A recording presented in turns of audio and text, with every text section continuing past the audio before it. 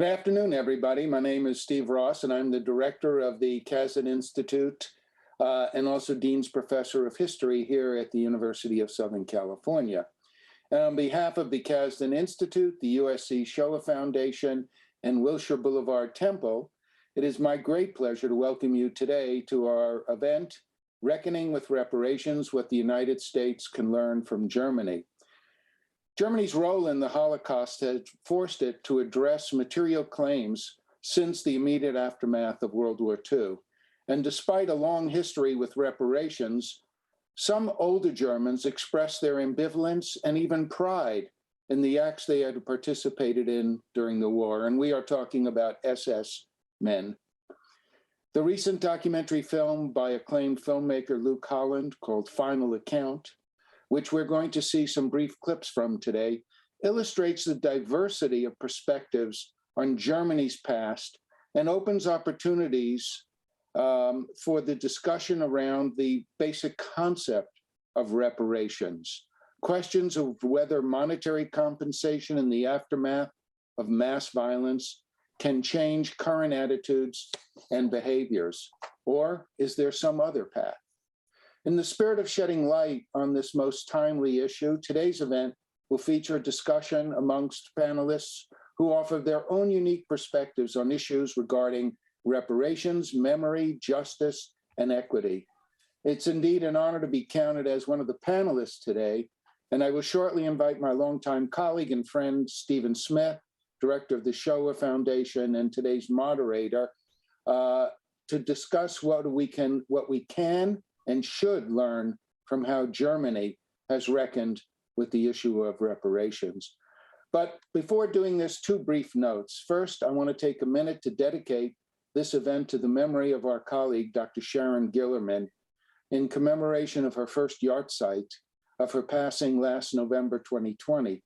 Sharon was one of the founding co-directors of the Casden Research Seminar and had devoted much of her time and energy to fostering conversations about scholarship in Jewish studies across USC and HUC, and including the Shoah Foundation.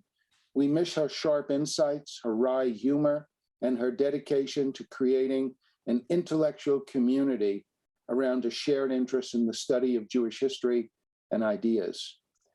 And now at this time, I'd like to introduce my colleague, Dr. Stephen Smith, who will be moderating today's discussion. Stephen Smith is the Andrew J. and Edna Finci-Viterbi Executive Director and Chair of the USC Shoah Foundation, whose visual history archives holds over 53,000 testimonies of eyewitnesses to the Holocaust and other genocides. He also holds the UNESCO Chair on Genocide Education and is an adjunct professor in the Department of Religion. Before coming to USC, Dr. Smith founded the UK Holocaust Center, the Aegis Trust for the Prevention of Crimes Against Humanity and Genocide, and he was the project director of the Kigali Genocide Center in Rwanda. A Christian theologian by training, Stephen Smith is an author, educator, and researcher interested in the memory of the Holocaust and the causes and consequences of human conflict. But there is one sad note to today's event. It marks the last time that Stephen Smith will partner with the Casden Institute in his current role. After many years of leading and expanding the reach of the Shoah Foundation, Stephen will be stepping down as executive director at the end of 2021. And it has been my great pleasure to work with him over the years at USC. He will be missed by everyone who's had the pleasure of knowing him and working with this truly remarkable man. And it is now my great pleasure to introduce my friend and colleague, Stephen Smith. Well, thank you, Steve, and thank you very much for the good send-off there. You won't get rid of me that easily, though. I'll be sticking around as Executive Director Emeritus and as Visiting Professor of Religion, so please invite me back anytime. I hope, will have more time to spend with you. Well, ladies and gentlemen, welcome. It's very rarely that we have an introduction by a panelist to the moderator, who then introduces the panelist. But just for so everybody knows, Steve Ross, of course, is the Dean's Professor of History and the Marian and Myron Casden Director of the Casden Institute for the Study of the Jewish role in American life, which has convened us today. And thank you, Steve and Lisa, for all that you do to bring us together, not only at USC, but around the country on these very important topics. The first person, of course, in his family to go to college, Steve, then went on to excel with a BA from Columbia and a Bachelor of Philosophy from Oxford and a PhD from Princeton. If you have not read his books, read Steve Ross's books. They are an excellent read. Thank you, Steve, for making history so accessible, particularly in the areas of working class history, social history, film history, and political history. Just Google him, Steve Ross, excellent author, and you will find all of his books on Amazon, and will really enjoy reading his history. So thank you, Steve, for all you've done in the pursuit of history. Today, our panel is going to be exploring the issue of reparations. Some of us have been specifically involved in the issue of reparations relating to the history of the Holocaust. And some of us on this convening today have been thinking more about the issues of social justice here in America and the lack of social justice and reparations for those who have gone through crimes against humanity and crimes of the state that have gone unnoticed and unresolved from a reparations perspective. We are going to be exploring them today with an excellent and a really qualified panel to help us navigate this very difficult area. First of all, I'd like to introduce to you Dr. Tiffany Crutcher. Tiffany, thank you so much for the very warm welcome to Tulsa, Oklahoma a few months ago on the 100th anniversary of the Tulsa Race Massacre. Dr. Crutcher is a native of Tulsa, Oklahoma, who was thrust into the national spotlight following the death of her twin brother, Terence Crutcher, who was shot by a police officer in Tulsa while holding his hands in the air. Dr. Crutcher is the founder now of the Terence Crutcher Foundation, whose primary focus is criminal justice and police reform, and it provides scholarships to African-American students, community and youth development, and police advocacy. I can also tell you, having visited the Terence Crutcher Foundation earlier this year, that she is a mainstay of the community there, and the forefront of education, both formal education, but also trying to educate the public about the need for these types of reforms, and a leading advocate for reparations in response to a crime that took place 100 years ago. I'm also pleased, thank you for joining us today, Tiffany. I'm also pleased to introduce today Kiami Kowalski. Thank you, Kiyomi, for joining us, particularly as a part of our community here in LA. Kiyomi is a mom. If I know anything about being a mom, which I don't personally, but I have observed them, I'm sure that's a principal part of your role. She's also a Marine Corps veteran, and thank you, particularly this week on Veterans Week, Kiyomi, for your service. She's also an anti-racism educator and a social justice advocate. Kiyomi got her JD and has focused subsequently on social justice, first and foremost on eradicating racism, but she also launched the Anti-Racism Task Force with a multi-synagogue speaking tour in which she spoke to congregations of several synagogues locally about her experiences as a Jew of color. And in 2021, Kiami co-founded the Jubian Prines, is that how you pronounce it? An organization of Black Jewish women celebrating inclusion across the diaspora. Thank you for joining us today, Kiyomi, and for all your work for social justice. We're also joined by Sharon Youngblut. She is the founder of the Digital Memory Lab in Frankfurt, Germany. Until very recently, she was the director of global initiatives at USC Shoah Foundation. She's been with the Institute since 1996. Sharon was leading an international and multilingual staff to successfully catalog and index the 56,000 testimonies in the archive, but has also been instrumental in taking the organization into the wider world. Sharon received an MA in political science at the Freie Universität in Berlin and a BA in history and international affairs at Hunter College. And while studying in New York, Sharon worked at the United Nations Secretariat. She's also been published in the Encyclopedia of Genocide and Crimes Against Humanity. And finally, today we have Mark Weitzman. Mark, thank you for joining us from, I actually don't know where you are. You're in a hotel somewhere, so presumably not New York. Mark, until recently, has had 3 decades of experience at the Simon Wiesenthal Center, but just recently was appointed the Chief Operating Officer of the World Restitution Organization. While at the Wiesenthal Center, he served as Director of Governmental Affairs and was the Chief Representative to the United Nations in New York. He's also a member of the United States delegation to the International Holocaust Remembrance Alliance, where I've been privileged to share with Mark for, gosh, decade and a half now, where he has actually chaired the Committee on Anti-Semitism and Holocaust Denial and the Working Group on Holocaust Museums and Memorials. He also serves as the Vice President of the Association of Holocaust Organizations. So, wow, what a panel. And thank you very much, all of you, for joining us today. Before we begin our discussion, and I'd like to just prep everyone to say that during this discussion, we do have the Q&A open, and I'll be keeping an eye on that. And later in the discussion, we will, of course, open the panel for questions from the floor generally. We will be talking about the issues of reparations and how the different scholars and advocates on the seminar today understand these issues. But before we do, we're going to go to a gentleman by the name of Ben Ference. Ben Ference is well known, 101 years old today, for his role as being the youngest prosecutor in Nuremberg who prosecuted the Einsatzgruppen trials.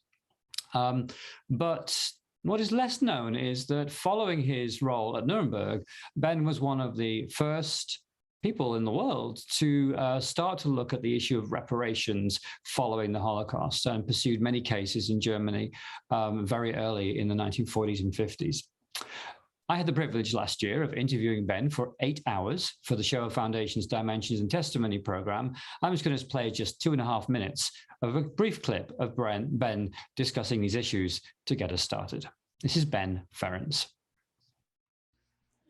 The significance of the restitution process is that a demonstration,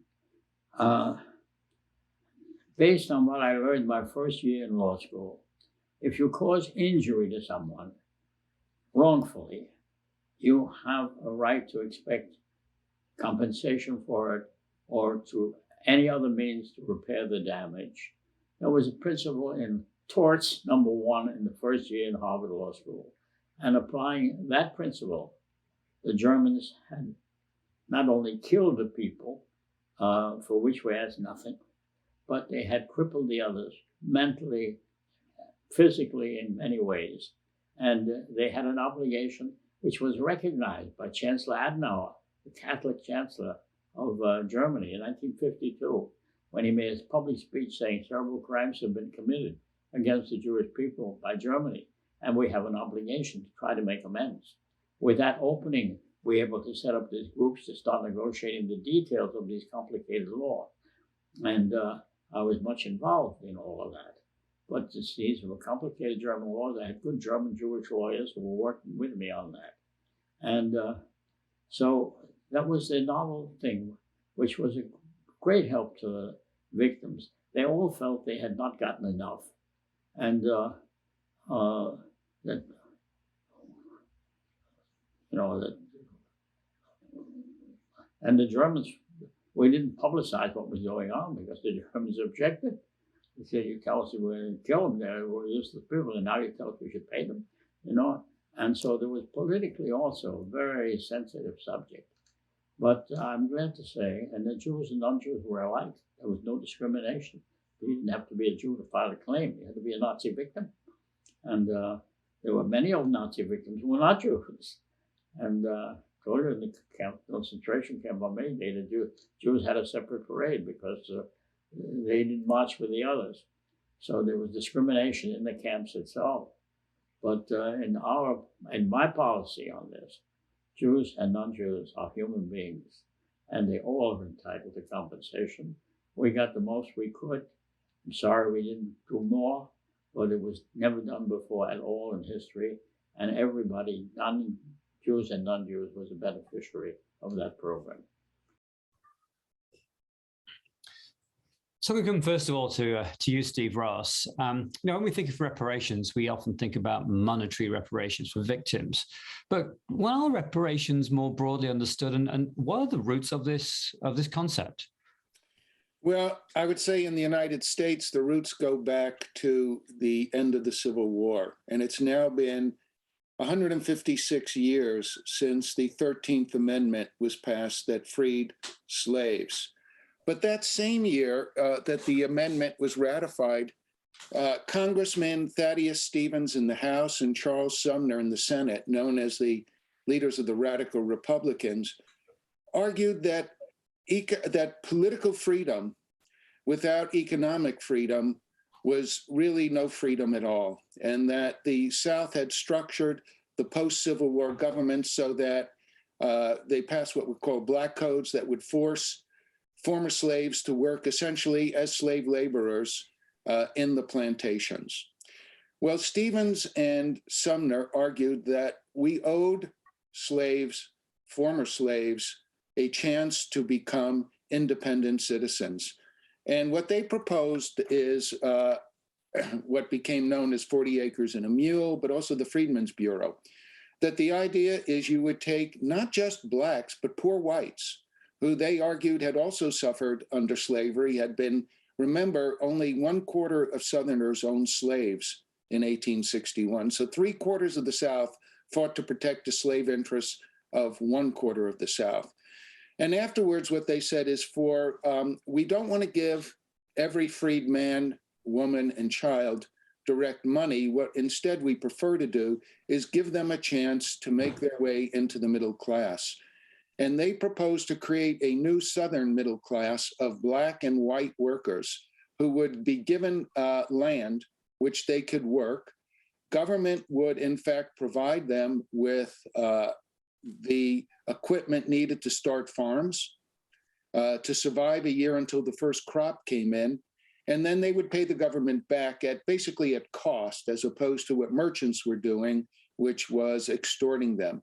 And the idea was that after a while, black families would actually own that land. If you worked the land for a certain number of years, that land became your land. And if large enough numbers of black men, women, families could hold on to that land, it would totally transform the nature of the South. And what Stevens and Sumner argued, and I think our audience might think of them as the Bernie Sanders of their time, they argued, like Bernie, that the best way to solve race problems in America is to first solve class problems in America. And that if you could create a genuine middle class of Black Americans, their fellow Americans may not love them. There still may be racist overtones, but they would respect them.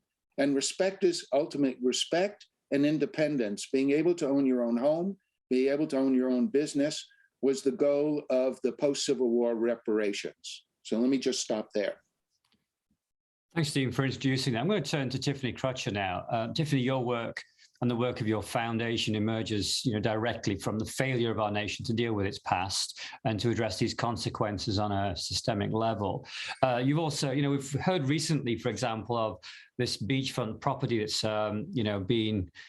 was seized from a black family in Southern California a century ago and will be returned to the family's descendants, which seems to be something of a milestone in terms of property restitution. But can you just talk to your work in Tulsa 100 years after the massacre and the challenges that you face in even getting this conversation started?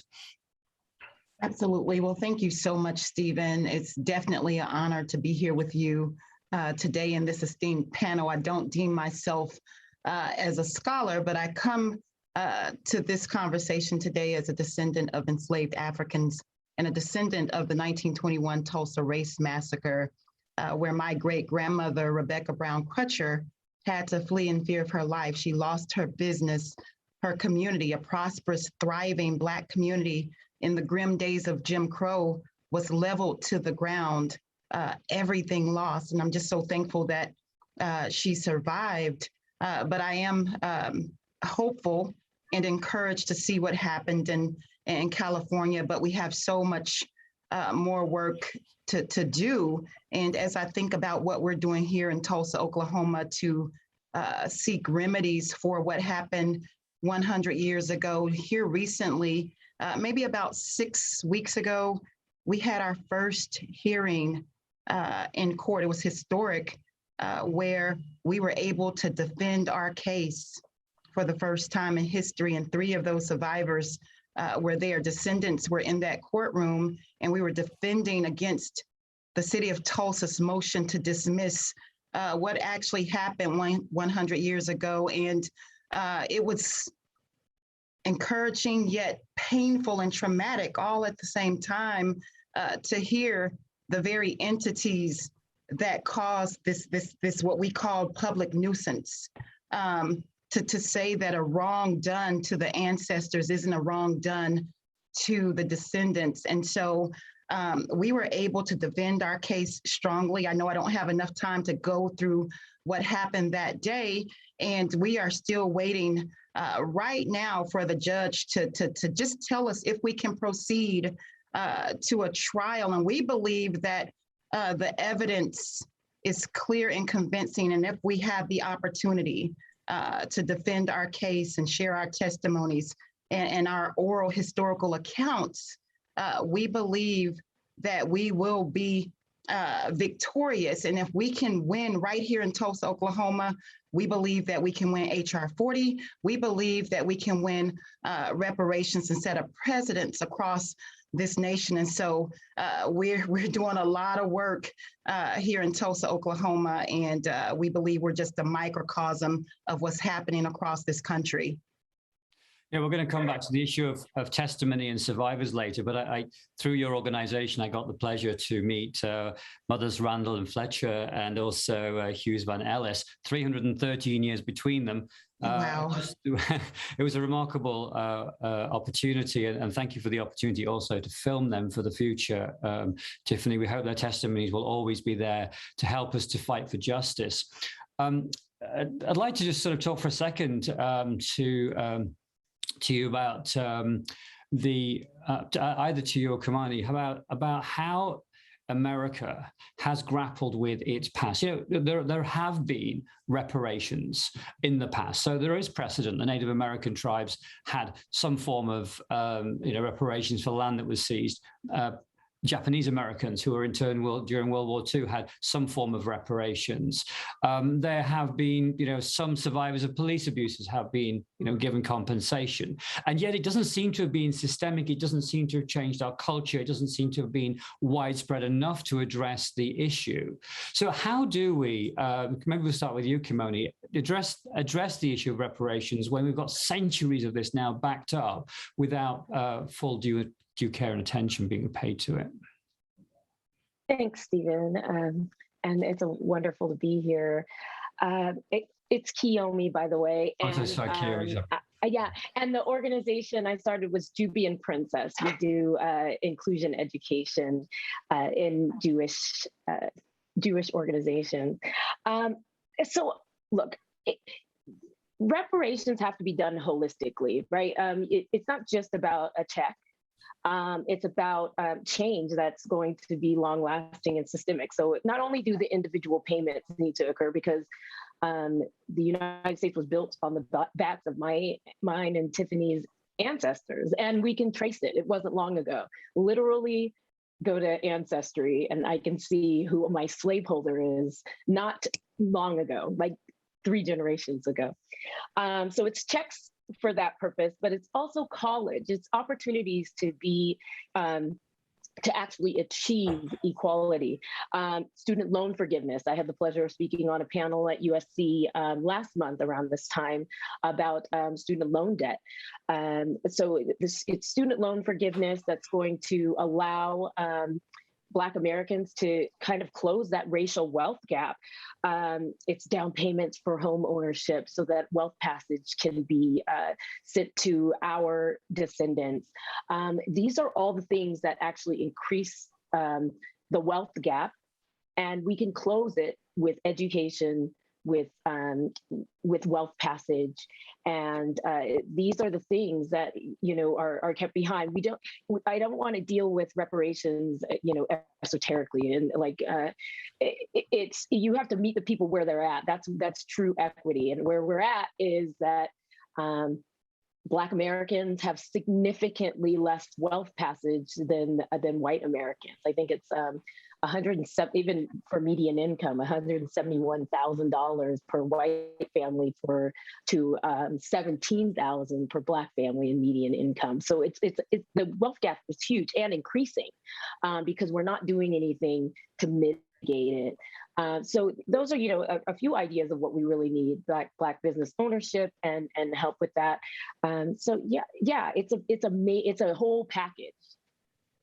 And I'll just jump in and add to that. And thank you for those statistics. You ask, how do we address the issues of reparations when there's no more survivors? You noted earlier, Stephen, that in fact, here in Tulsa, there are survivors. Mother Fletcher, Viola Fletcher, who's 107 years old. This past week, Mother Leslie Benningfield Randall, this past Wednesday on November the 10th, turned 107, and she is vibrant, well and alive. And then Hughes Van Ellis, World War II vet, who's 100 years old. They are alive and well, and we believe that there's more around this nation, around the Greenwood diaspora. But I need to make it really clear, you put expiration dates on milk or food or produce, but there's no expiration date on justice. Okay, and so when I think about, and I like to just make things practical, when I think about Greenwood, this historic community, this historic township, I can't help but think about those infamous railroad tracks that delineated the white side of town from the Black side of town. And I remember just hearing the stories of white mobs, of rioters and Klansmen and state-sanctioned violence, deputies that deputized Klansmen and white civilians to come across those railroad tracks. And because of this massacre, generational wealth was robbed from my great-grandmother, from my ancestors. I think about the descendants of J.B. Strafford. J.B. Strafford owned the nicest hotel, a 3-story hotel with chandeliers in the nation.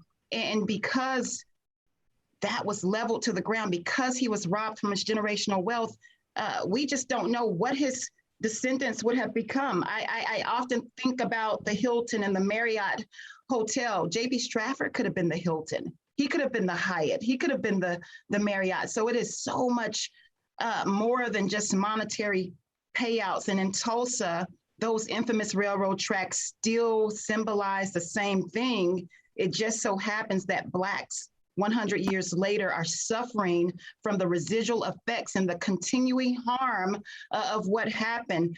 We live in a food desert. Our schools are school to prison pipelines. Gentrification is running rampant because of blight and eminent domain and racist policies. We don't own any land. And so I can go on and on and on. And so survivors are still here, and the descendants are still carrying the burden from the worst racial terror, I would say, violence that took place on American soil.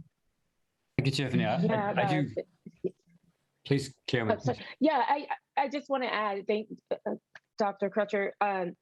Yeah, it's not even just slavery, right? It's burning down villages when we were able to attain wealth. It's also keeping us out of wealth. I mean, we just celebrated Veterans Day. I'm a veteran myself, and being kept out of using the GI Bill to attain middle class status, where white men were allowed to utilize the GI Bill and Black men were actually held back from utilizing it, coming back from war.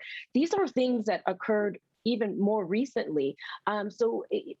We don't have to trace it back that far. We can, right? Thank goodness for historical records and data.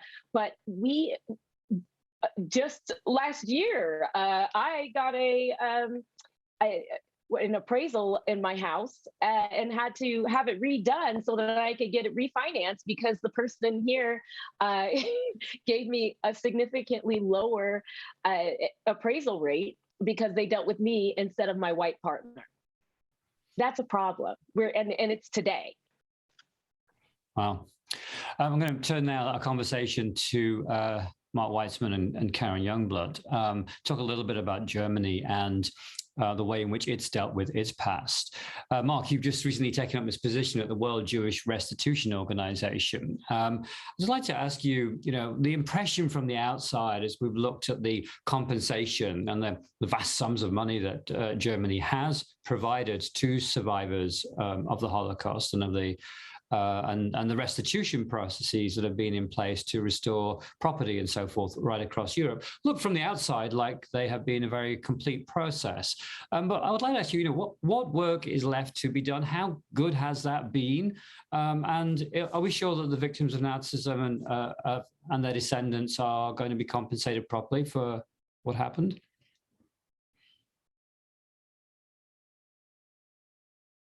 Thank you for inviting me to join this panel. It is a bit of a bittersweet experience, seeing that you're leaving and departing Shoah on a formal basis, at least. But I'm really glad to be here, and I just want to comment the passion and the commitment that we just heard on the panel from Dr. Crutcher, from Kiyomi, tell us that this is not just a scholarly or objective issue. This is highly personal. This is a really it cuts to the core of who we are as individuals and more so as nations. Restitution, and Germany has been in the forefront of this. The example that Germany set was, I think Ben Ference noted, and it was great to see Ben, who was the first speaker I ever brought into the Wiesenthal Center years ago. But as he noted, that was a really precedent setting. The agreement, the trial, the slave labor trial that he prosecuted during the Nuremberg trials in 1946, all this was very new. And everything that has happened subsequently, the whole conversation subsequently, has been built on the back of that.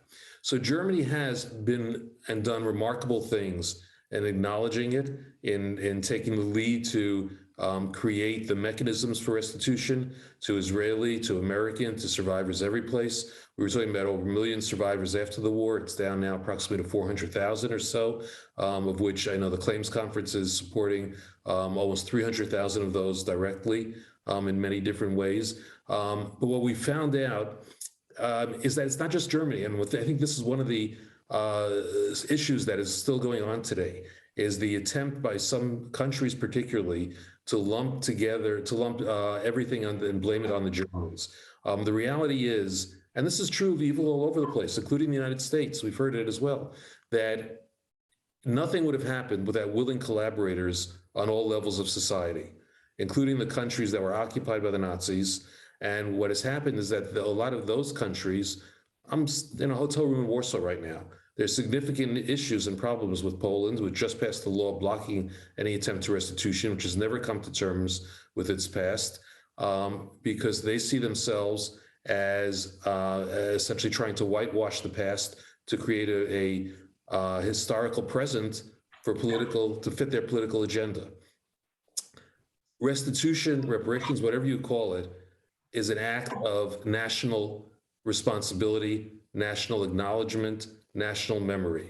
It's not just cutting a check. It means that something fundamentally went wrong, and we're open to examining it. We're open to see it and learn from it. We're open to getting to the root of it and making sure it doesn't happen, and trying however we can to redress the past. It doesn't necessarily mean that the solution is going to be the same in every case, but it certainly means that a country has the maturity to finally open up the archives and have that conversation. That is the model that Germany showed. But even within Germany, I think there are certain issues. We see at the same time, there's still rising anti-Semitism in Germany today. Karen could probably speak to that very well, which means that it's not just a matter of cutting the check. It's, as Kiyomi said, it's a matter of embracing education. It's a matter of really having it filtering down to all levels of society. One of the things that we've learned, and I think you would agree with this, is that teaching about the Holocaust is not an antidote for anti-Semitism. There's a lot more that goes into dealing with anti-Semitism than just holding up the Holocaust and reciting the facts about it. So I think what we're really talking about are different levels here. There is a physical restitution. The survivors need that. Many of them have been damaged in ways that we just can't even understand. And they need it. A lot of them are living below poverty level. That's one part of it. But there's an ongoing conversation that it spurs that is necessary for the rest of us, perhaps. And that is equally as important, in my view. So I'm going to start with that. But Yeah, thanks, Mark. We'll probably come back to you in a while. I think probably all of us in this field have observed, as we just heard from a moment ago from Kiyomi and Tiffany, that actually the economic loss, while it simply is not about the money itself, but it's about the loss to community, it's the loss to your ability to be able to reestablish yourself in the world. And much of the poverty and that we see still in the survivor community today is a direct result, I believe, of the loss at that time. But Karen Youngblut, you've been here in the United States for the best part of quarter of a century and recently returned to Germany. How do you feel that the Germans have handled their past, and what do you think about the current state of reparations in respect of the Holocaust? So I'm going to speak a little more sort of having grown up in Germany and then having lived most of my life in the United States, and then just recently coming back to Germany. And my point is a little more sort of, I think we failed. I think Germany got away with mass murder. And this sounds maybe very different than what you've been hearing before, but I come from a little more of the perspective of looking at what 45 was and where we are now. And the idea that Germany has paid reparations or has, and first of all, the word reparations, the idea of being able to repair, I think is impossible. I think this is sort of the question of what can you do to alleviate, ease, or find a way of accountability and supporting obviously those who were impacted by it. And when I look at what I see now and sort of think about 76 years later, yes, Germany at some point, at least officially or publicly, said we were the perpetrators. That was a very official sort of public level. You've had a lot of academic writing, and you had a lot of sort of publications coming out. You had public reparations. You had a fairly strong, I would say, also civil society engagement. There were many different programs, organizations, memorial sites created, and so forth. And now we're 76 years later. And I look back in the last 20 years, what did we have? We had for about 10 years, murders within Germany in many different cities of people that some considered not part of Germany or not Germans. For the longest time, it was thought it was just local gangs, et cetera. It turns out it was a neo-Nazi group that was clearly trying to murder and trying to murder those who they didn't think belonged in Germany. There was such a denial of that it could be a right-wing neo-Nazi type of murder spree. And so this is sort of this blind eye on the right, very strongly. And the other for me is sort of the silence in the families and the non-conversation in the families. And so there were two studies in the last, I think, 10 years too. There's one book that came out, the German title was Mein Opa war kein Nazi, My Grandfather Was No Nazi. And what was happening is sort of that the narratives from generation to generation was sort of about talking about how the grandparents who were the generation of the perpetrators were talking about the things they did where they actually helped somebody or they did something positive, which means the narrative became more about how they're these helping Germans all of a sudden were everywhere when you start talking to the next generations, because that's the narrative that was transmitted from family and in the family, but not about what they actually did. So there's a much larger sort of understanding now, and I sort of fear a bit sort of we're getting away from actually being the perpetrator nation or generation, and sort of more of a really there was more support and help that was done. And so it's sort of maybe it's a distortion of the history, and we think we're so accountable, and I feel like that accountability has really not risen to the level of each family and sort of that generation of the next, like the next generation's family. And that's really what I'm very disappointed about, in a sense, looking 76 years later. And that's where I think we really failed and we have a lot of work to do. Steve Ross, Germany got away with murder that is not being accountable. Reparations appear to be a fig leaf for its lack of accountability. What do you make of that? Well, I don't quite agree with that. And I think let's go to the subtitle of our panel today, what the United States could learn from Germany. And again, I want to urge people, if they could see this documentary, Final Account, it's a very interesting film because it, a lot of what it basically suggests is that what we can learn from Germany is, in the case of reparations, there's a government dealing with it, and then there's a people dealing with it. And when we look all these years later, Karen's right, the German people have still not dealt with the war. In the same way, the American people have not dealt with the Civil War. We have never had a Truth and Reconciliation Commission about slavery. And until we do, what you're going to have is right now this debate, which I find astounding because words matter, slogans matter. This whole debate, many in the audience know about critical race theory, was a disaster. First of all, I would have called it American history. It's not critical race theory. It's about the role of Black people. It's American social history, which is based on the history of America, is the history not just of its leaders, but the bottom-up history of men and women, of immigrants, of working people, of Black, of white, that this is a larger American history. And that what I think, if the American government's going to learn something, my parents were survivors. My parents were in Dachau and Auschwitz. The money they received in reparations actually did make a difference. And the money they and their friends received, mind you, it's only a few hundred a month, but in the 1950s, 60s, that really helped them, helped my parents eventually save enough to buy a bakery that they were working in.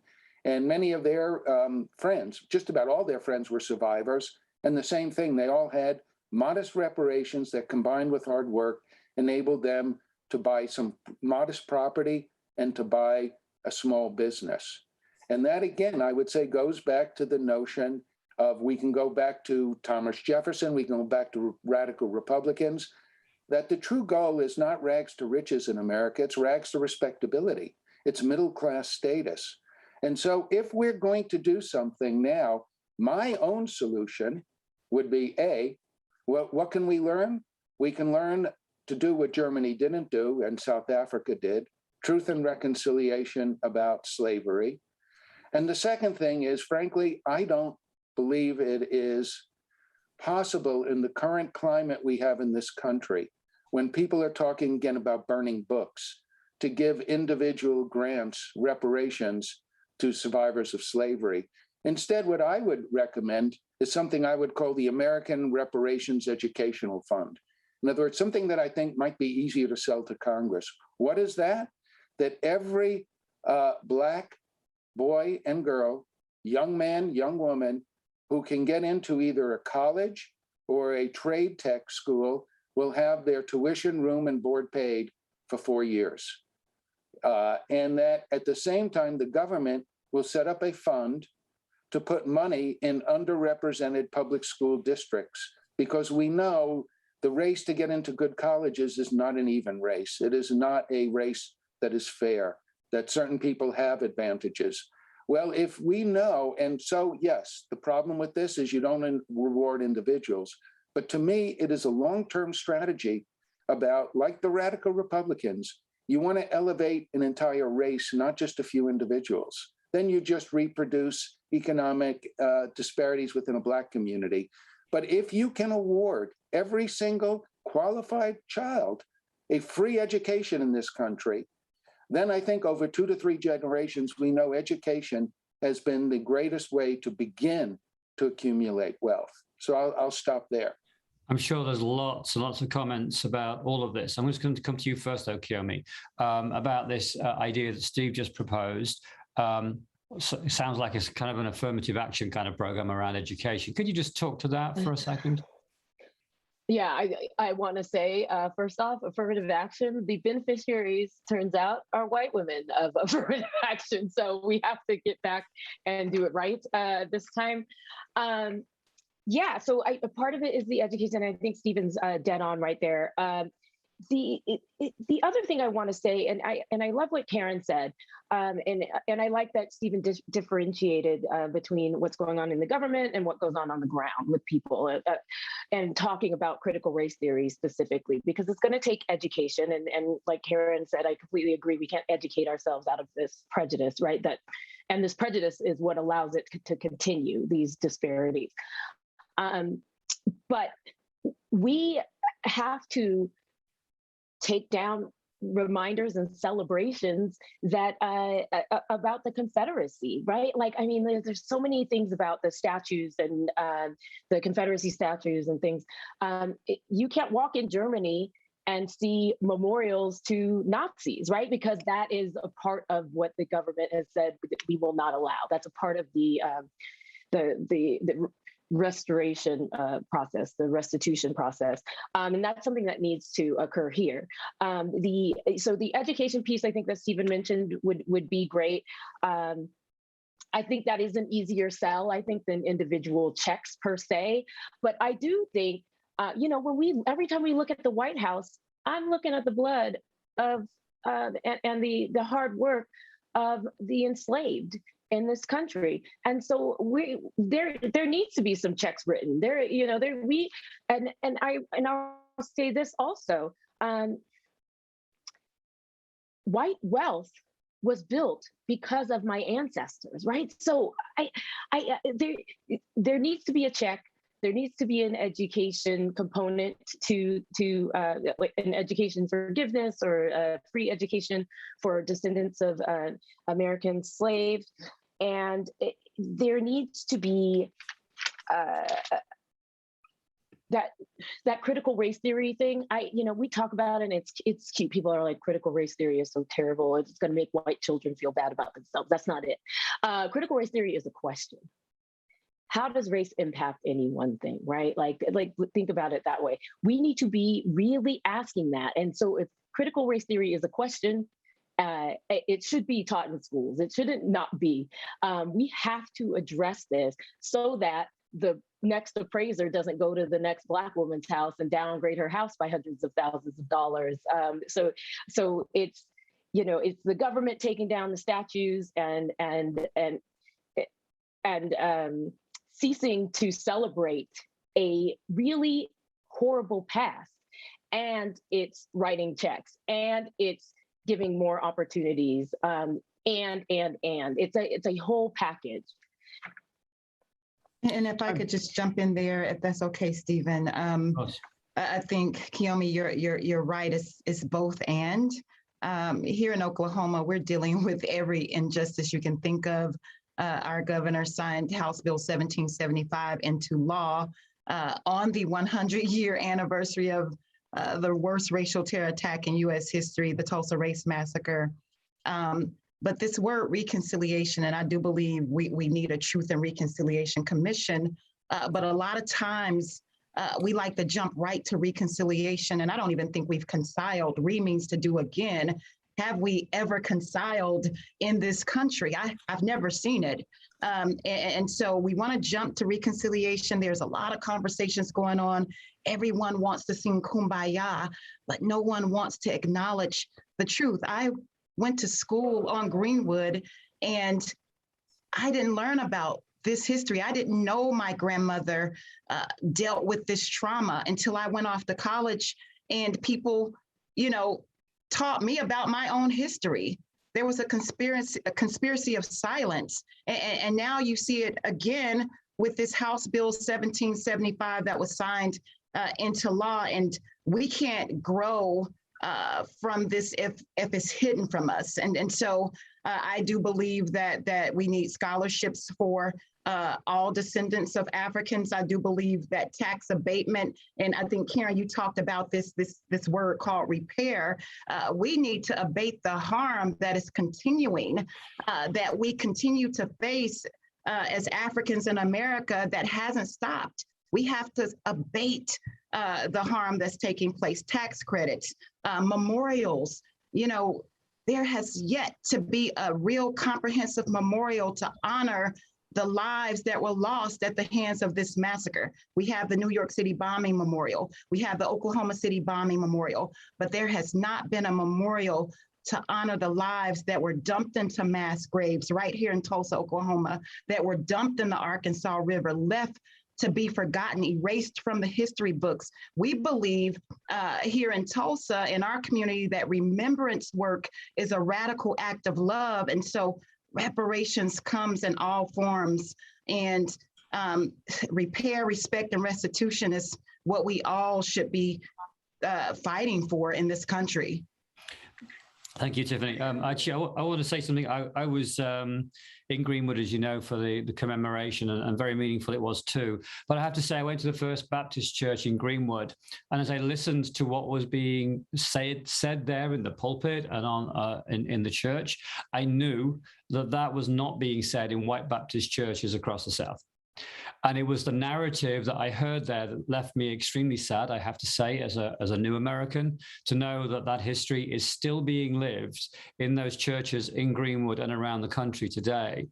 And so it's a question about multiple generations. And in fact, Hagit Arieli-Hai just raised this in terms of multiple generations of the Holocaust that have suffered, and the fact that it passes on, the trauma passes on to the next generation, and the reparations doesn't stop with the first generation, and there has to be a form of reparations that can continue. Maybe I guess that sort of transitional justice question. But I have a hard question for you specifically, Mark, here from Beryl. She says, I'm curious to know, when we talk about money paid by Germany to people who walked out of Dachau or to slave laborers who outlasted the Nazi regime, is that money paid only to the individuals who actually survived the war, and therefore the payments stop when those people pass on? Or are the payments made to the descendants? If the latter, for how many generations? Okay, I don't think there's necessarily a simple answer to that, but in general, I will say that when people die who were the victims, the payments generally stop with them. There may be extenuating circumstances of a medical condition or something like that that are extended, but those are the examples, outside of the rule and outside of the norm. The agreements are basically in those cases, for those people who were directly involved and directly put in harm's way and suffered the most out of it. There are, in some of the agreements that we've negotiated, there are agreements to help fund, for example, foundations that carry on the work in different ways, supporting education, supporting social welfare for victims or their survivors and descendants, et cetera. But those are separately and clearly earmarked outside of the payments for the victims themselves. If I can I just jump in on a couple of things that were raised earlier? I'll try to be very brief. What Karen raised was some important issues, but I think I was trying to get at this earlier, is that even though the focus of our program here is Germany, you can't just limit it to Germany, because the Holocaust was not just a German phenomena. Stephen, we're both admirers and friends of Yehuda Bauer, and we both heard him say numerous times that the Holocaust is a story where no one gets out of it clean, no one comes clean, everyone's hands were dirty. What happened in Germany was last year, I think a politician published an op-ed where he basically said something to the effect of that Germany should take responsibility for everything that happened, similar to what Karen said, but that it had the effect in real time of being used by extremist or nationalist right-wing demagogues in some of the in Eastern Europe, let's say, or the Baltics, whatever, to exonerate their own national history by saying, see, it was all what the Germans did. There were no local collaborators involved. We can't let people get off the hook like that easily. There is a way of, maybe it's the law of unintended consequences, but there has to be something in there where the German leading role, it cannot have happened without Germany organizing and creating the network and the structure of the Holocaust. But there are enough willing accomplices, whether it's French railroad trains, whether it was people who turned in on the local level, collaborators and so on, who created their own version of Nuremberg laws. Those people are equally responsible, bear some sense of responsibility. And to just dump it all on Germany, and say Germany is a model in this case, and we need to learn from it, but it's not where it ends. It shouldn't be where it ends. And even in the United States, just recently, I think maybe a couple of months ago or whatever, NASA took down a statue to a Nazi scientist. Werner von Braun had a statue in Huntsville, Alabama. And even in this country, there were statues to Nazis. There are questions of looted art in the Metropolitan Museum, in the Museum in Houston, and the Museum of Fine Arts in Boston, where heirs and descendants cannot or are having difficulty getting hold of material of art that was stolen from them or forced to be sold under duress, and are having difficulty recovering it. And in Germany recently, a museum in Berlin actually did a positive example of that, where with the support and agreement of the heirs, they sold they put up for auction and then rebought the piece of art that had been stolen from a Jewish family, and came to an agreement with the heirs, keeping it in the public eye, but managing to solve the problem that way. So there are ways, but all this is you know, I hate to say this and use this word, we have structural issues of racism and anti-Semitism in Western culture that go deeper than this conversation. And until we begin to examine those historically with an open eye, it's going to be very difficult resolving positively the conversation that we have, the questions that are being raised today. Yeah, I've got a question here actually from Jennifer Lane Mercier about the new National Memorial for Peace and Justice. I think it's just a few years old at this point. Tiffany, have you seen any impact from that memorial? And do you think this model could be used? The question from Jennifer is, do you think this model could be used more broadly across the United States? Absolutely. I was living in Montgomery at the time when the memorial was built, and Brian Stevenson, the founder of the Equal Justice Initiative, is actually a mentor of mine, and we've partnered with him here in Tulsa, Oklahoma, and we developed the Tulsa Community Remembrance Project, and we are actually trying to model and build a memorial almost identical to actually honor the victims of the massacre. We've collected soil for at least 36 of the victims that EJI documented. We've erected historical markers, and we plan to bring our monolith back to Oklahoma. So I have seen people reckon with the past through this memorial in Montgomery, Alabama, and I do believe that it can be a model across this country. But again, it starts with truth. We can't get to this place of reconciliation if we don't acknowledge and reckon with our past. Yeah, thank you for that. And I just want to make sure the audience all knows that to look at the Equal Justice Initiative, look it up. We can perhaps put a link in the chat for you, and to follow Brian Stevenson's work. It's exceptionally important work for our country. And thank you for answering that question for Jennifer, Tiffany. Karen Youngblut, I'd like to ask you about testimony. It was sort of related in a way to the issue of memorials. You know, we've been talking about reparations as a kind of a hard fix for the past, but there are these other, what's, for want of a better word, softer ways in which we also address the past within our society, memorials being one. But you've been involved in documenting testimony of the Holocaust yourself with a German background. What do you, how's that experience been for you as an individual? And what do you think its impact is for our society and our world? Well, it's certainly, that's a big question to answer in 30 seconds. It's one of the most important things I've ever done in my life. I think for me, it really is what helped me find a path of trying to figure out why something happened and how can I help be, at least play a part in making the world a better place. And I know this sounds very simplified and very sort of, you know, but to me, it was the ability to provide the opportunity to say to a person who went through this, to say, I'm here, you're important, I want to listen to your story, and it's important for the world to understand and know your story. That to me was and continues to be one of the most important things to do with testimony. The other side of this is, because of the silence, and I'm talking about Germany and having grown up there, et cetera, understanding who were the people that were persecuted against, and understanding what they went through is what you get through those who went through it, and not through the books. And scholarship is very important. But this is the history of people.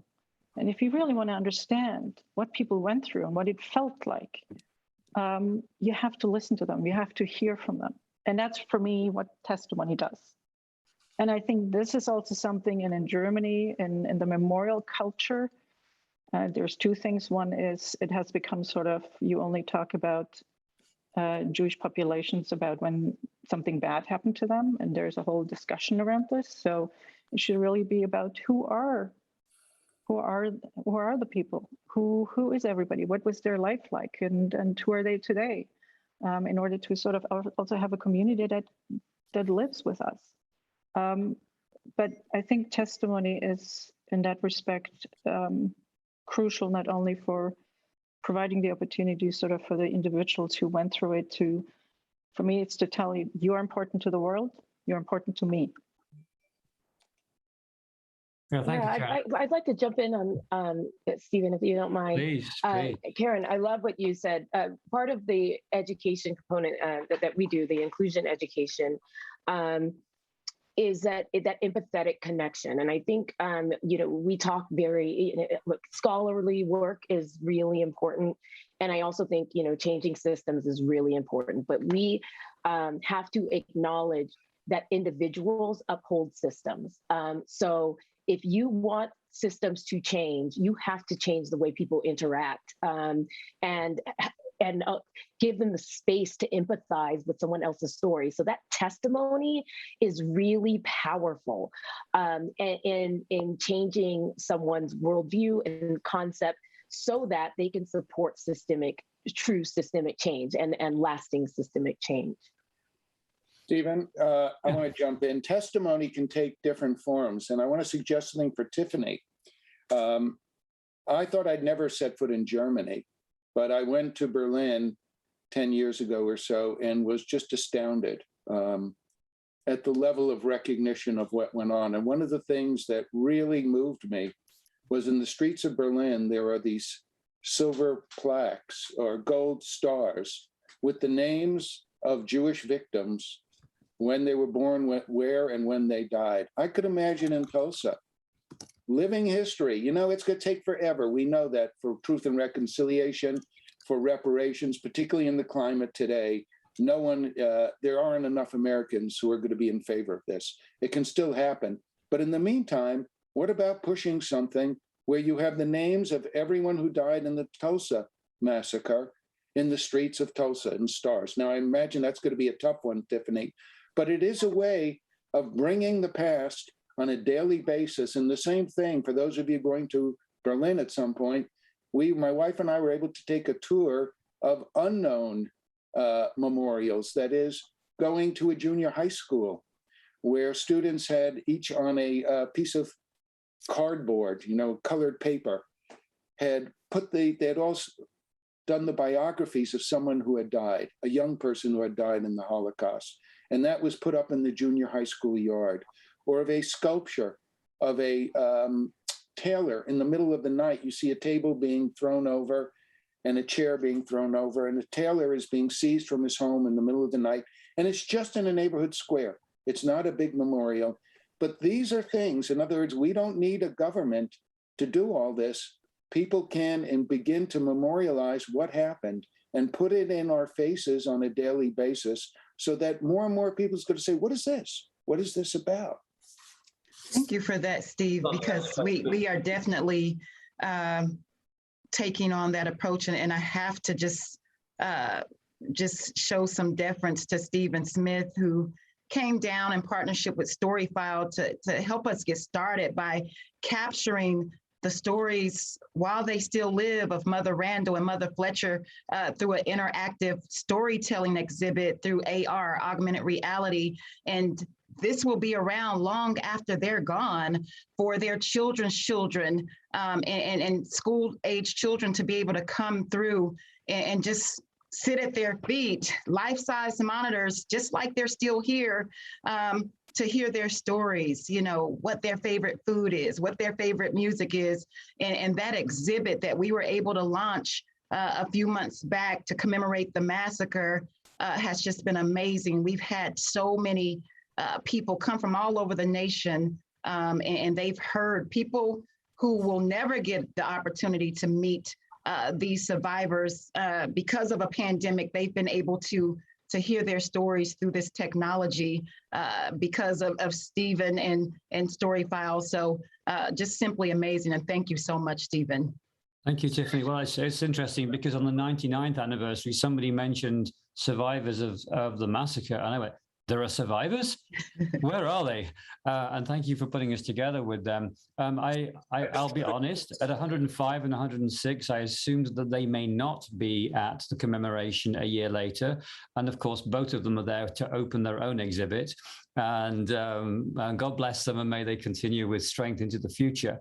Mark, I think you were jumping in with a point to make. Very quickly, and just build on what Steve said and that Tiffany, if I may say, as well, which is just that I think those are extraordinary, the Stolperstein and so on, and what I'm hearing about Tulsa, extraordinary. I want to say that those are, it can't stop there, because no one wants to build, or we don't want to project the image of the victims and their culture being dead Jews, dead Blacks, etc.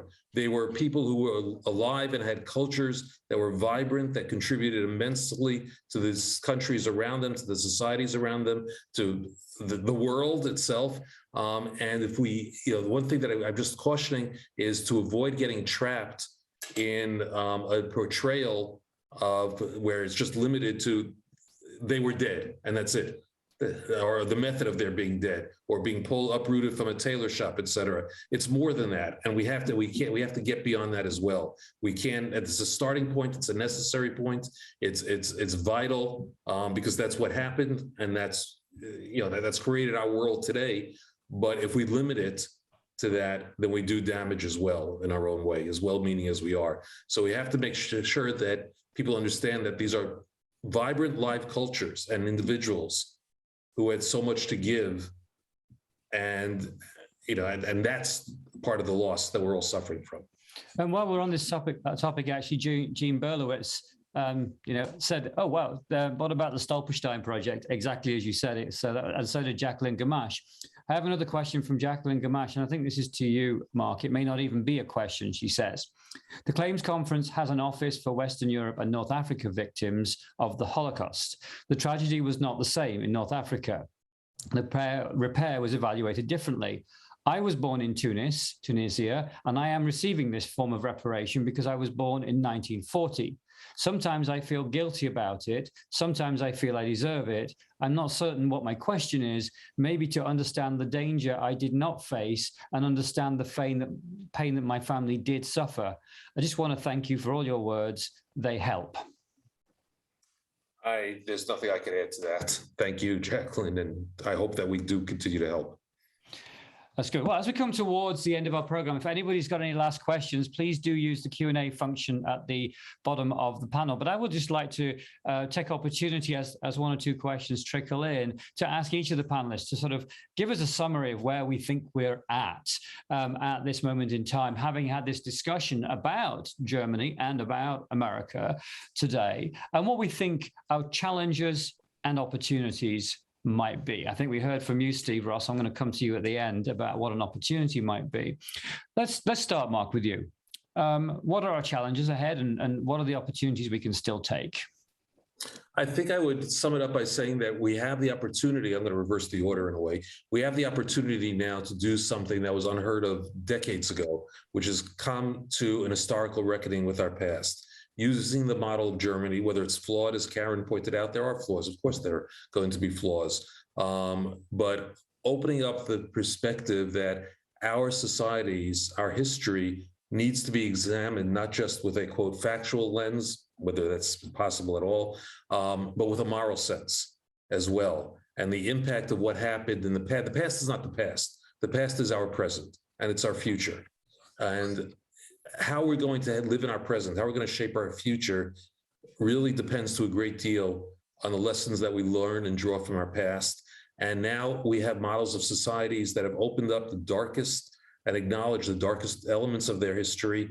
Can we do the same? Are we willing to do the same? That's the challenge. Are we willing to do it openly and honestly? Or are we just going to throw out certain, sops, so to speak, and let it become politicized?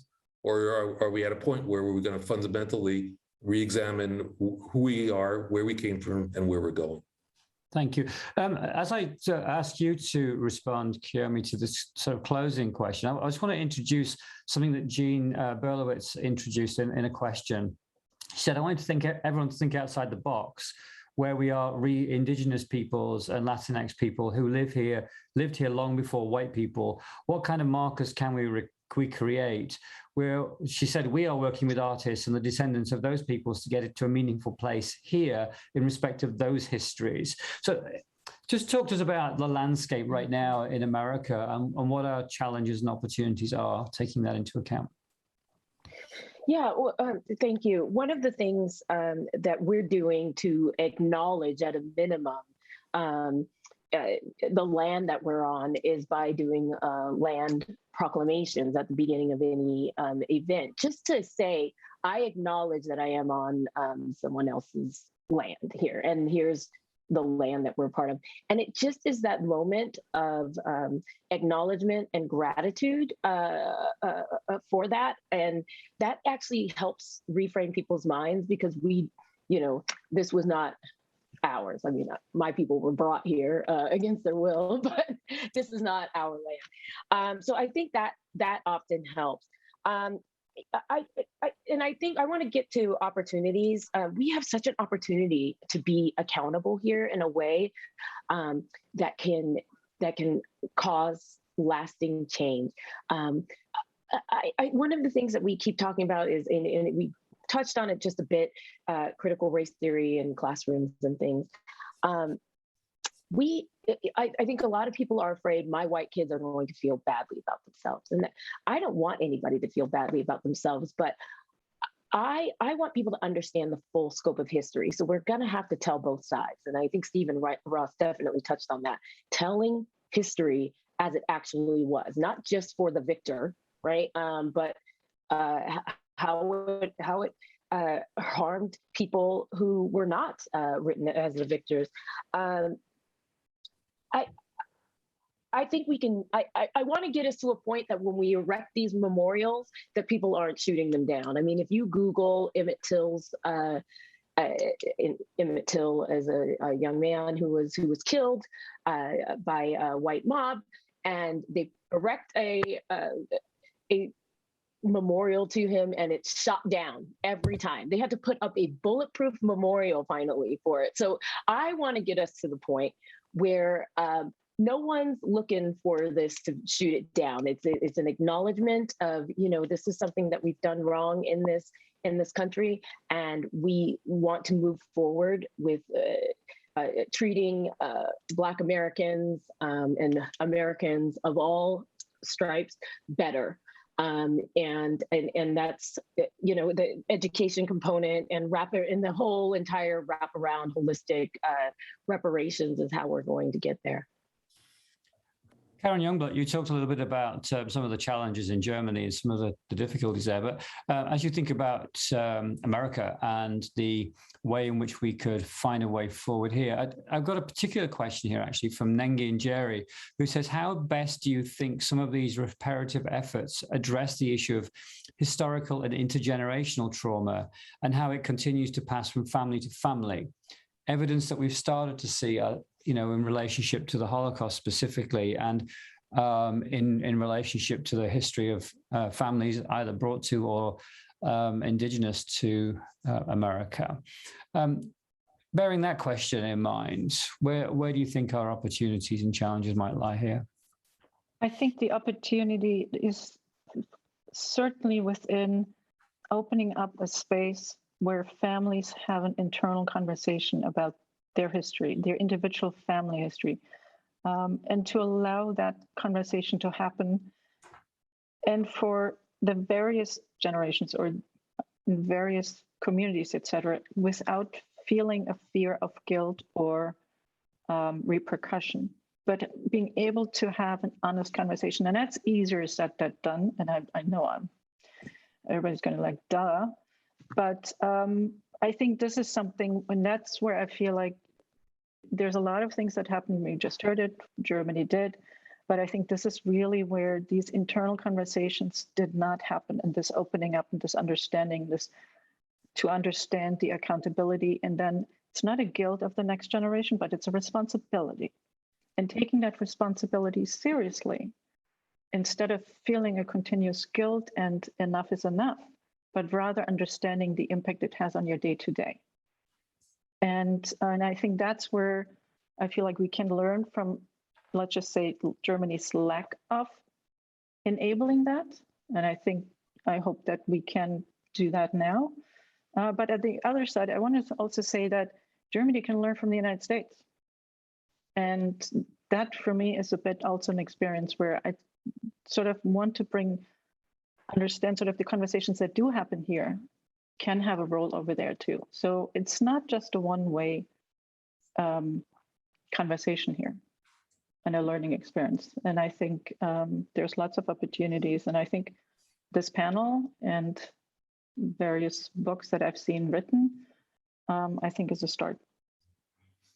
And Tiffany, I've seen you in action in Greenwood, and I know you're in the middle of many, many processes right now that touch on all parts of what we've just been talking about. What is your hope for your organization and your community as you battle through these proceedings and these new programs and the development of educational and public programs? What is it you would most like to achieve? That's a loaded question. I'll be honest, we're totally exhausted right now here in Oklahoma. Reparations for me, I always say that the same state-sanctioned violence that burned down my great-grandmother's community and killed innocent Black men 100 years ago is the same state-sanctioned violence in the same police department in Tulsa that killed my twin brother, Terence Crutcher, unarmed with his hands in the air. And so it's so much more than monetary damages. We're still dealing with policy violence today. And so I want to see policies advanced that will protect Black and brown bodies in this country.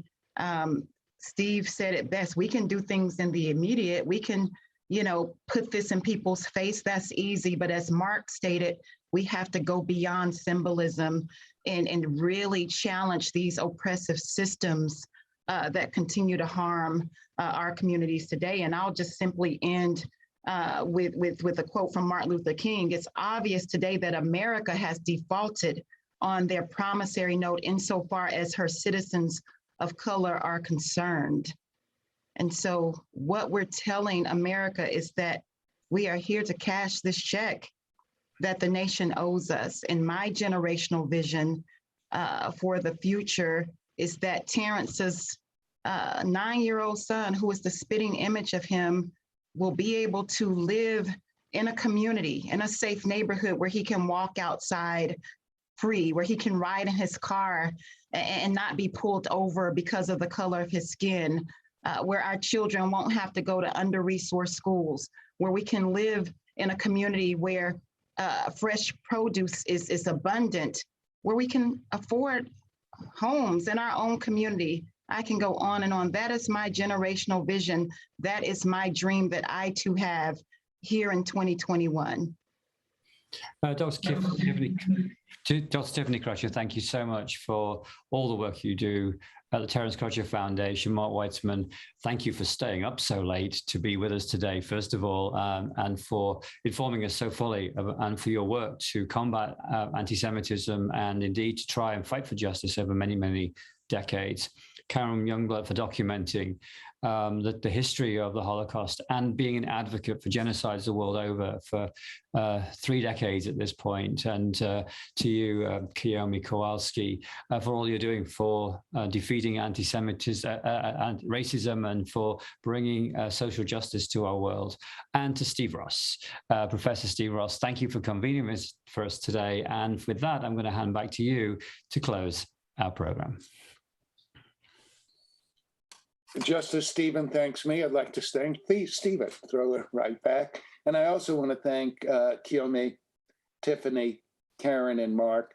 And I want to take the Institute Chair's prerogative for a moment just to say the last question about, so what do we do now, is just an overwhelming one. And to give you a historian's, because it makes me very pessimistic, but then I get myself pumped up. And I ask, what have I learned from history? And what I've learned from history is that change from the top only happens when there is pressure from below. That what we've seen is a whole bunch of punks like my age group and some of us here in the 60s and 70s brought an end to a war in Vietnam. A whole bunch of daring women created a women's movement. A whole bunch of daring minorities created Black studies, created Chicano studies, created a whole movement from below. It can happen again. And if we're going to talk about reparations, if we're going to talk about truth and reconciliation commissions, it's not going to happen because the federal government or state governments are going to do it. It's going to happen because there is enough pressure brought. And one of the things I would suggest that I've learned is that if you think of somebody else is going to do it, it will never happen. But if you think you have to be, as Moses Maimonides once wrote, if you think God wants you to be like Moses, you're wrong. God only wants you to be the best of yourself.